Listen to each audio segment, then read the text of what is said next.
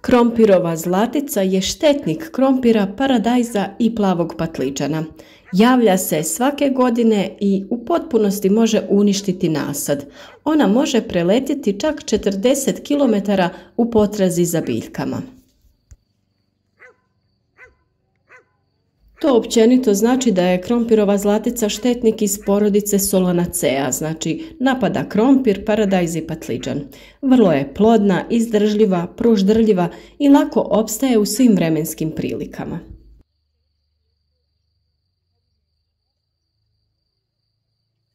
Ona je pravi primjer kako se jedna vrsta ograničena na mali prostor može brzo proširiti na cijeli svijet. Krompirova zlatica inače dolazi iz Kolorada, gdje se hranila divljim pomoćnicama. Međutim, kada su doseljenici donijeli krompir u Kolorado, krompirova zlatica postala je najvažniji štetnik krompira i vrlo brzo se proširila na sva područja gdje se krompir uzgajao.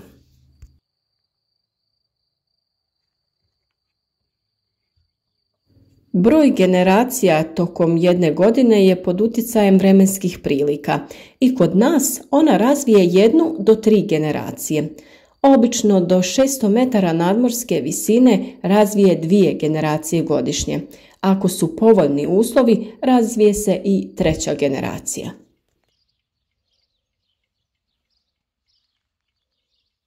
Kao i ostali odrasli kukci, ona prezimljuje u zemljištu na dubini do 30 cm u starim krompirištima.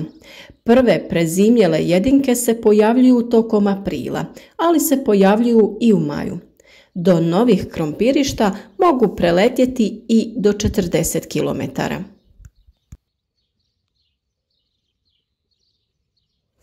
Ženke su vrlo plodne i mogu položiti i do 2000 jaja.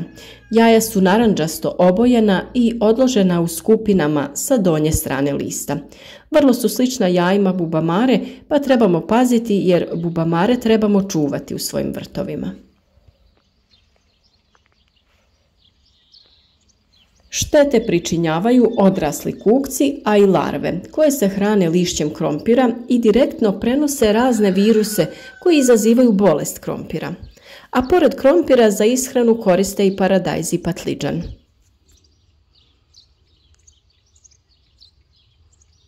Životni ciklus može završiti i na plavom patliđanu, dok je lišće paradajza manje povoljno. Na paradajz se može nesmetano razviti ako je paradajz blizu krompira i zlatica se naizmjenično hrani na obe kulture.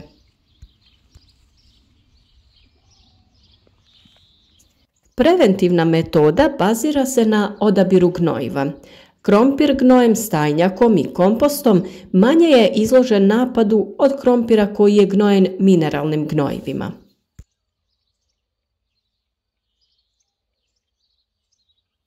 Redoviti pregled lišća i odstranjivanje onih listova na koje su odložena jaja najbolja je preventivna mjera.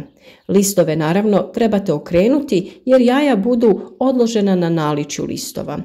Osim jaja, potrebno je ukloniti i sve ličinke i odrasle zlatice koji se nađu u vrtu.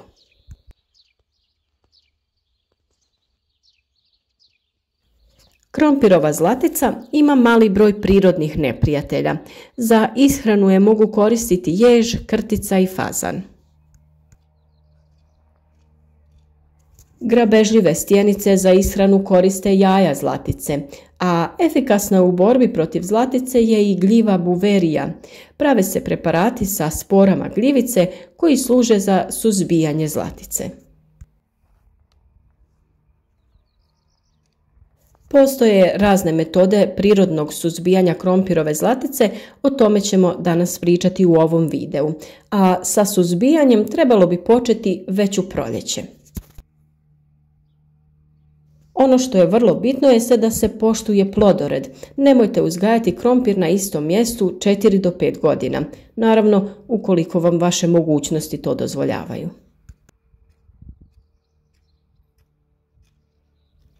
Kada smo posadili krompir, možemo u čašice od jogurta staviti svježe oguljenu koru krompira da bude ispunjena 1/3 čaše. Ovako pripremljene čaše zakopati između redova posađenog krompira. I to tako da rub čaše bude u nivou površine tla. Nakon 3 do 4 dana možete obići vaše klopke i pokupiti kukce koji su unutra upali. Redovno je potrebno i mijenjati kore krompira kada se one osuše.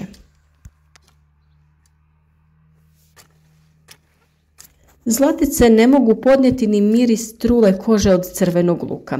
Prilikom sadnje, pored krtola možete staviti i malo lukovine. Ona će truliti i mirisom će tjerati zlatice. Biljne vrste kao što su hren, kamilica i grah svojim mirisom također tjeraju zlaticu.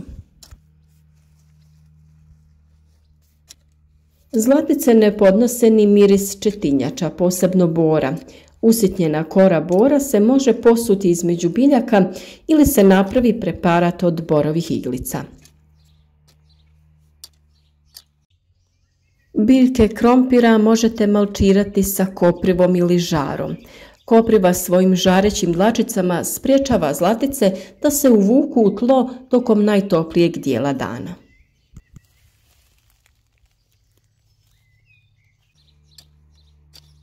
Otopina pepela je također učinkovita za rješavanje zlatica. 2 kg pepela se otope u 10 litara vode, a zatim 1 litra te otopine se razrjeđuje sa drugih 10 litara vode i sa tim se tretiraju biljke.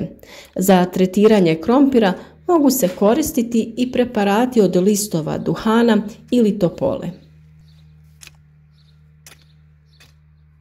Tretiranje se obavlja kada se listovi krompira osuše od jutarnje rose. U ovisnosti o napadu i primjenjenog preparata, tretmane je potrebno ponavljati svakih 5 do 10 dana ili u ovisnosti o stanju u krompirištu. Posljednje tretiranje treba biti 20 dana prije berbe. Ukoliko želite koristiti sredstva sa bržim učinkom, tu su uvijek namjenski insekticidi. Upravo ličinke prave najveći problem jer grickaju listove. Za kratko vrijeme mogu se toliko namnožiti i pobrstiti sve. Odrasle jedinke hrane se dopunski vrlo kratko i ne nanose velike štete. Ali one polažu jaja, a razvoj traje od 5 do 15 dana, ovisno od temperature. Iz jaja se liježu narančasto-crvene ličinke, čiji stadij traje od 14 do 21 dan. One prave najveći problem jer grizu listove. Za kratko vrijeme mogu se toliko namnožiti i sve obrstiti. Ličinke se preslače nekoliko puta i odlaze u zemljište, a poslije 10 dana pojavljuju se novi odrasli kukci. Upravo primjenom plodoreda može se spriječiti masovna pojava krompirovih zlatica. Također, kada su manje površine u pitanju, imaga se mogu sakupiti ručno. Ipak, pri masovnoj pojavi moraju se primijeniti insekticidi. Vrlo je važno odraditi pravi termin suzbijanja. Pogrešno je primijeniti insekticid za suzbijanje odraslih kukaca. To se radi samo u slučaju jačeg napada. Krompirova zlatica se suzbija u stadiju ličinke, kada je i najosjetljivija na insekticide. Prag štetnosti je prisustvo 4 ličinke na 10 biljaka. Tada se obavlja prvo tretiranje. Ono je opravdano ako se izleglo 40 do 50% ličinki. Nažalost, krompirova zlatica vrlo brzo razvija rezistentnost, to jest otpornost na insekticide. Zato za suzbijanje treba koristiti insekticide novije generacije. Postoji velik broj različitih insekticida registriranih za suzbijanje krompirove zlatice, od kojih su najpoznatiji Mospilan, Actara, Calypso, Tonus, Confidor, Talstar i sl.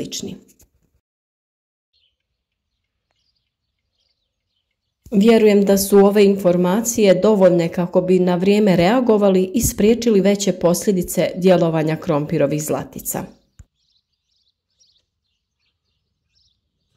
Ako ranije odradite zaštitu prirodnim preparatima ili redovno sakupljate odrasle jedinke i trgate listove na kojima su jajašca, vjerujem da ćete imati odlične rezultate. A ukoliko vas nažalost zadesi veća količina štetnika, iskoristite insekticid, ali neka to bude na pravilan način i u pravom stadiju štetnika kako smo u ovom videu i objasnili.